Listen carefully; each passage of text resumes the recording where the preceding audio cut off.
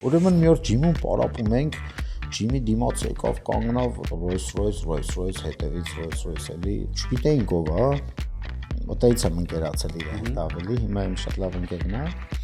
Ուրեմն մտավ ջիմ, որոշեց, որ ինքը ուզում է իր 9 պարապի երեխան ու ինքը որոշեց, որ ինքն էլ պարապի այդ օրը տեղ, խումբը պարապում է մի 50 հոգի դալիճում պարապում են, վազում են, եկավ ասեց ուզում եմ ես պարապեմ, ինչ արժի ես ամենաթանկ membership-ն եմ ուզում, ասեցի դե private դասերը $100 է, ասեց մի տարի ինձի տու, մի տարի կրոջս տու, մի տարի երեխուն, մի տարի ուզում եմ հիմա վճարեմ, սաղիս համար, շաբաթ 3 օրով հաշվեցինք, ինչքան արեց Սաղի համար վճարեց, շատ մեծ կլոր գումար եղավ, ու նոր եմ բացել ջիմը, դա շատ մեծ հաջողություն էր, էլի, հետո տեսավ ընդեղ ունենք ձեռնոց, շորեր, բան, ասեց, սրանք սաղ ուզում եմ առնեմ, այս երեխեքին բաժան, առավ, ինչ կար ջիմի մեջ առավ, ինչ membership կար առավ, էլի, դա շատ կարևոր մաս էր ու նոր էի բացել ջիմը։ Ու ծանոթ չէիք այդ Չէ,